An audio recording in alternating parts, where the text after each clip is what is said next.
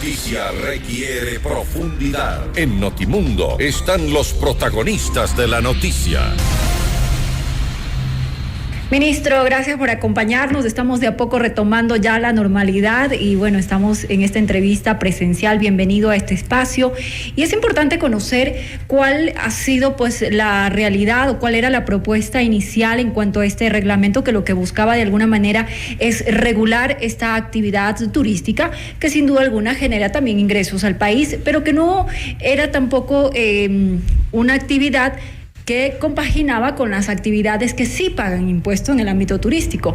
¿Cuál era esta propuesta? ¿En qué se centraba específicamente? Bienvenido. Buenas noches, muchas gracias por la invitación y por este espacio, y un saludo a todos los que nos acompañan en esta conversación.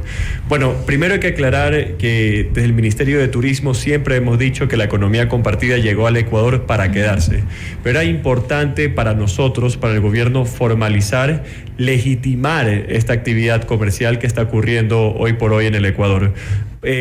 No logramos un consenso y decidimos suspenderlo, pero los beneficios que buscábamos era que los anfitriones puedan tener seguridad jurídica para seguir creciendo con sus actividades comerciales, que si hay otros interesados, empresarios que quieren comprar otras propiedades para ponerlas a operar con Airbnb u otras plataformas de economía compartida, lo puedan hacer con el reglamento adecuado, tal como lo ha hecho Estados Unidos, España, Inglaterra, Perú, Colombia, Costa Rica, etcétera.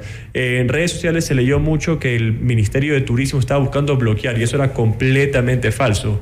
Totalmente lo contrario. Si estabas de acuerdo con la plataforma Airbnb, lo que se necesitaba era legitimar y formalizar esta actividad para que haya más. Porque desde las personas que se dedican al sector turístico en cuanto al tema de hospedaje, pues también existía una postura de que ellos sí están pagando impuestos. Pero ¿cuál es la postura de aquellos que hacen este tipo de hospedaje eventual?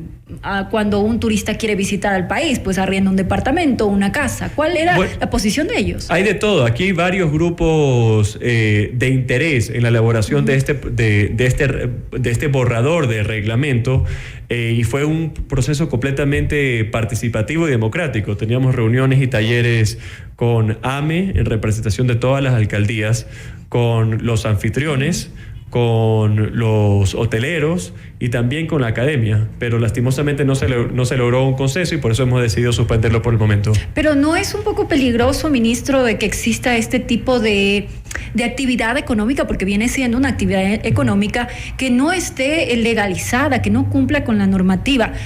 No me estoy poniendo en contra de ellos, pero un turista que acude a una casa sin las seguridades de saber a qué lugar llega, puede existir otro tipo de panorama al momento de utilizar esa vivienda, ese apartamento. Claro, es que hoy por hoy hay varios problemas que al regular esta actividad lo íbamos a resolver. Como por ejemplo, si tenemos un ciudadano que vive en un condominio residencial, él vive ahí y luego sus vecinos o su vecino decide compartir o comercializar su casa con una plataforma como Airbnb, esto puede causar una molestia para el residente, porque al final del día el residente vive ahí. En sociedades ordenadas como Estados Unidos, los ejemplos que di anteriormente, España, Perú, Colombia, Costa Rica, todos han creado un reglamento para ordenar el proceso de las plataformas compartidas. Y eso es lo que se estaba buscando, pero como lo he dicho anteriormente, está suspendido en este momento. Bueno, son plataformas digitales, el ciudadano, el turista ve qué alternativa le parece mejor. ¿Ustedes han pensado en retomar a futuro este reglamento para de alguna manera regular estas actividades? Bueno, por el momento los diálogos continúan. Varios anfitriones, te diría la mayoría, que están a favor de formalizarse. Los hoteleros quieren que se formalicen también, y tenemos los empresarios que también quieren que haya un reglamento para poder invertir y crear más establecimientos o centros de acomodación para poner y comercializar en la plataforma de Airbnb. Es que ahí hablamos de desigualdad, ministro. Por ejemplo, la Federación de Cámaras de Turismo del Ecuador y el vicepresidente del Comité Empresarial Ecuatoriano nos dice que ellos pagan cerca de 38 impuestos de la actividad formal que se cancela para realizar este tipo de actividades de alojamiento, y ellos no pagan nada. Entonces, ¿cómo yo inicio una actividad económica sin contribuir con el Estado? Bueno, ahí lo que hemos hecho nosotros en el Ministerio de Turismo, por ejemplo, ha sido eliminar la tasa desde el gobierno anterior del registro de turismo. Eso era otro de los mitos o mensajes que se veían en redes sociales o en los talleres, pensando que al crear un reglamento de Airbnb íbamos a provocar que estos establecimientos, que el Ministerio de Turismo quería cobrar algún impuesto o una tasa, y lo cual era completamente falso. Al sector hotelero, ahora... Otra de las razones por las cuales es importante que estos negocios o casas que hacen Airbnb se formalicen era para que puedan entrar a los beneficios tributarios que ha logrado el Ministerio de Turismo. Por ejemplo, la ley tributaria que pasó en diciembre, exclusivamente para el catastro turístico, si para las empresas de turismo pueden reestructurar sus deudas con el SRI y el IES hasta por 48 meses, que las pérdidas generadas en el 2020 y en 2021 puedan ser descontadas el impuesto a la renta hasta por 10 años. Estamos trabajando en productos crediticios exclusivamente para el sector turístico. Tenemos un presupuesto de 47.5 millones de dólares para invertir en la promoción, y dentro de nuestra planificación estaba también hacer un cooperado con Airbnb para hacer una promoción del destino. Pero ahora, mientras que no tengamos a estos alojamientos dentro de nuestro catastro turístico, no podemos extenderle estos privilegios ni tampoco... En efecto, si estás debajo de la ley no puedes sujetarte tampoco ni beneficiarte de aquellos beneficios de los cuales podrían también ser parte. Que sea exclusivamente del sector formal. Hablamos de que 173 millones, ya en otro tema, se generó por la actividad turística en los feriados de los 3 primeros meses del 2022, ministro. ¿Cuán importante ha sido este ingreso para el país, considerando que venimos de una pandemia y también en el momento en que estamos de inseguridad, en que muy poca gente a veces quiere salir de feriado de sus casas porque prefieren mantenerse en el hogar? Hay que hablar de la realidad también que existe en cuanto a la inseguridad. ¿Qué se planea o qué está planteado para este próximo feriado, que ya es la próxima semana, para quienes deseen visitar algunos sectores de nuestro país? Bueno, aquí hay varios temas. Hay que diferenciar también entre la percepción y la realidad. En términos de la realidad, tenemos, por ejemplo, las ventas de marzo del 2022, si lo comparamos a marzo del 2019, tenemos un incremento de las ventas en el sector turístico. El 2019 fueron 415 millones de dólares que el sector turístico facturó, y este año fue 445 millones. En empleos, en marzo del 2022, si lo comparamos con marzo del 2021, tenemos más de 73,000 empleos en el sector turístico. Nuestro sector se está recuperando y a un buen ritmo. En el mercado estadounidense, para este verano, junio, julio y agosto, hemos recuperado el 100% de los arribos de los turistas estadounidenses, que es nuestro mercado prioritario.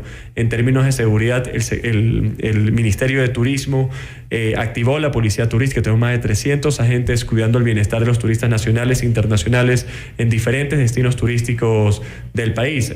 Las alertas de viaje del gobierno estadounidense bajaron de 4 a 2. Eso es una súper buena noticia. En enero estábamos en 4 y hoy por hoy estamos nivel 2. Yo comparto con usted de que en efecto sí ha existido un incremento del turismo, pero también la realidad que vive el país en cuanto a inseguridad y la publicación en medios internacionales sobre crisis carcelaria, sicariatos, ha perjudicado de alguna manera la imagen internacional. ¿Cómo combatir esto para atraer el turismo y que no sientan temor los turistas extranjeros de visitar nuestro país? Tenemos unas islas espectaculares, tenemos costas realmente maravillosas, sierra increíble, pero con estas imágenes, con estas situaciones que hemos vivido en los últimos meses, ¿cómo impulsar, cómo alentar e invitar al extranjero a que visite nuestro país? Bueno, aquí hay que empezar poniendo una cosa clara, que el presidente Guillermo Lasso está completamente comprometido de devolver la paz a los ecuatorianos. Nosotros como Ministerio de Turismo, nuestra responsabilidad o nuestro compromiso es seguir atrayendo turistas internacionales a nuestro país. Tenemos ya un presupuesto aprobado y priorizado de 47.5 millones de dólares para invertir desde el 2022 hasta el 2025. Este año estaremos invirtiendo 6.4 millones, donde el 70% será invertido en los mercados priorizados internacionales y el 30% en el mercado mercado doméstico para impulsar el turismo nacional. Tenemos más de 10 ferias de turismo que estaremos participando y que ya hemos participado en algunas. La semana pasada en Adventure Elevate tenemos un relacionista público en Estados Unidos, otro en Canadá.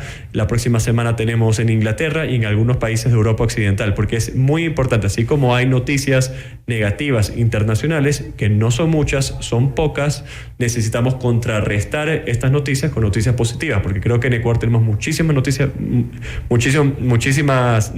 más noticias positivas que negativas. Tú lo has dicho, Galápagos, naturaleza, la gente, nuestra gastronomía, y de eso debemos estar hablando. Sí, hay cosas que realmente el Ecuador tiene que rescatar y es la maravilla de este país. El sector turístico, el pequeño hotelero, el que tiene un restaurante, ante la situación que se ha vivido del COVID, está reactivándose de a poco. ¿Cómo se está apoyando a esta gente? ¿Cómo se está ayudando para su reactivación? Incentivos tributarios. ¿Qué es lo que se está haciendo con ellos? Claro, nosotros cuando inició nuestra gestión, nos comprometimos con 4 frentes. El primero, que el sector turístico se ha priorizado en la vacunación, y lo logramos. Fuimos la primera industria en el Ecuador que fue completamente vacunada y el primer destino de toda la región latinoamericana en tener a su industria vacunada antes que el resto de las industrias. Eso generó confianza en los turistas internacionales y en los turistas nacionales. El segundo, el alivio financiero. Logramos exclusivamente para el sector turístico que las empresas que registraron pérdidas en el 2020 y el 2021 puedan ser descontados al impuesto a la renta hasta por 10 años, que las empresas de turismo exclusivamente que tengan deudas con el SRI y el IES puedan reestructurar estas deudas hasta por 4 años sin cuota inicial, como lo dije anteriormente, para dar un alivio financiero.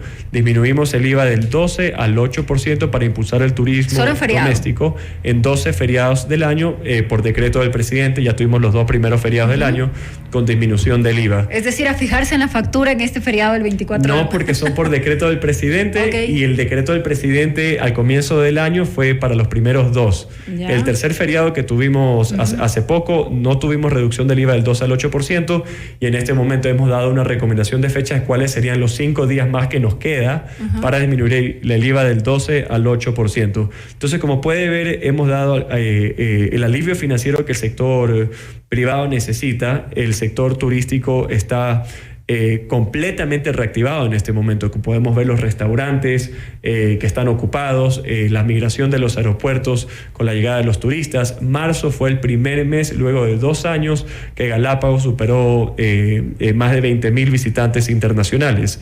En lo que vamos al año, en los primeros 3 meses, en arribo de turistas internacionales, ya hemos cumplido lo que tuvimos en los primeros 7 meses del año anterior. Entonces vamos por buen ritmo para poder llegar a la meta de 2 millones de turistas internacionales hasta el 2025.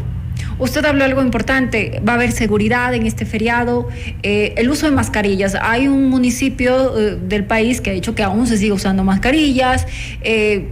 ¿Cómo podemos alentar esto si hay posiciones diversas con los alcaldes del país en cuanto a la decisión nacional, ¿no? Claro, bueno, justamente el COE Nacional esta mañana exhortó a todos los municipios a acatar esta recomendación para no seguir confundiendo a los ecuatorianos. Las medidas como la eliminación de las mascarillas, el sector turístico está trabajando con 100% de aforo en este momento, el sector turístico completamente vacunado. Estamos reactivándonos y necesitamos que el resto de los municipios se sumen a estos esfuerzos para seguir con nuestra reactivación. Seguridad, que eso realmente es importante. Si uno quiere salir fuera de la ciudad, visitar otras provincias, ¿cómo sustentar esta situación en cuanto a sentirnos protegidos, a dirigirnos a cualquier ciudad del país? Claro, nosotros desde el Ministerio de Turismo hemos activado a la policía turística. Tenemos más de 300 agentes que están cuidando el bienestar de los turistas nacionales e internacionales y tenemos a otro grupo de policías que se están formando en este momento para poder dar apoyo en el resto de los destinos turísticos. Eso es nuestra competencia del Ministerio de Turismo.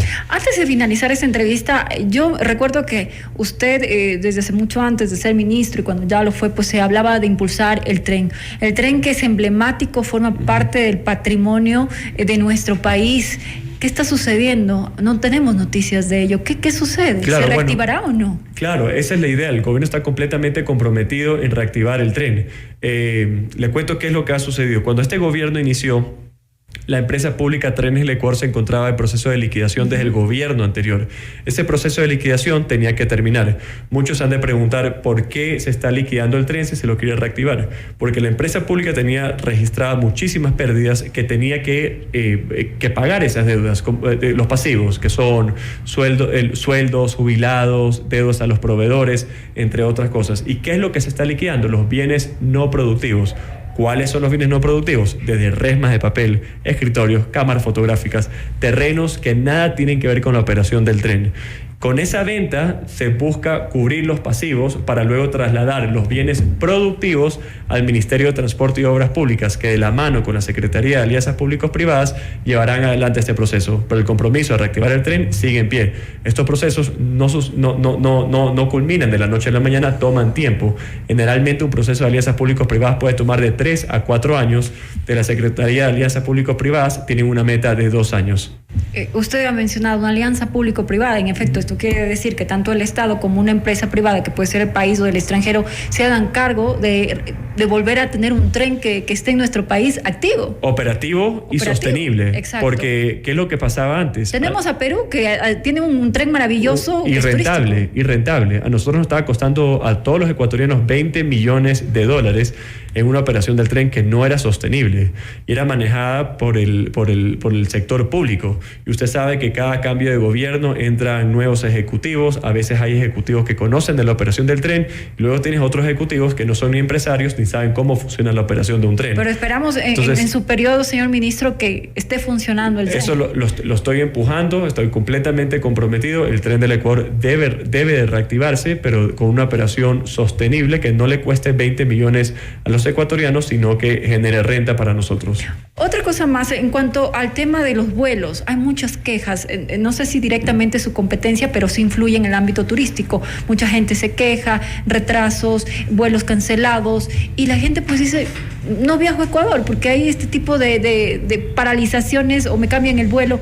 ¿Hay algún tipo de control? Me imagino que esto es Ministerio de Transporte. ¿Cómo lo manejan ustedes para evitar que esto no dé una mala imagen también al país? Bueno, yo creo que honestamente cuando inició mi gestión el 24 de mayo efectivamente había muchas críticas, pero yo creo que las críticas han bajado muchísimo. Las críticas venían desde los altos precios de los boletos y había una solicitud o esta demanda viajar a Loja o Guayaquil es viajar a Miami. Claro, pero había esta demanda al Ministerio de Turismo, al gobierno, que entre a regular los precios, y eso es completamente contraproducente, porque el momento que el gobierno entre a regular los precios, sea de una aerolínea o de un restaurante, de cuánto debe cobrar por una hamburguesa, el empresario o el inversionista se da la vuelta y se va a otro país a invertir. Pero abramos más espacio. Exactamente, entonces eso es lo que hemos hecho desde el gobierno del encuentro con el presidente Guillermo Lasso.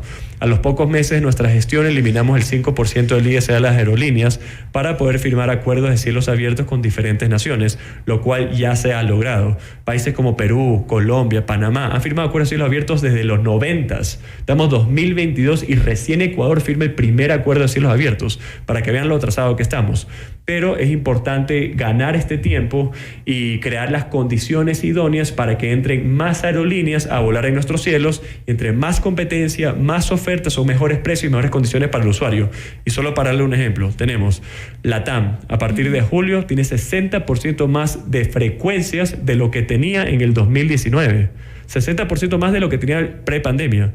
Vamos a tener a partir de julio una ruta de Cuenca a Guayaquil, se duplican las frecuencias de Quito a Manta, KLM, JetBlue recuperaron el 100% de sus frecuencias, Avianca conectó 2 nuevos destinos, Nueva York y también San José, Costa Rica, EcuAir ya está volando en nuestro cielo, la primera línea de bandera nacional, y creo que los resultados ya son tangibles y todos somos testigos de cómo ha mejorado la conectividad aérea. Es el primer año, sin duda alguna, y esperamos que aún en los años restantes que ustedes tienen de gobierno se pueda cristalizar cada uno de los objetivos planificados y que sean en beneficio para todo el país. Señor ministro, muchísimas gracias por habernos acompañado en este espacio.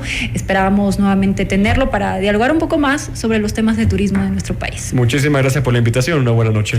Momento de irnos a una pausa. Al regresar continuaremos con más noticias.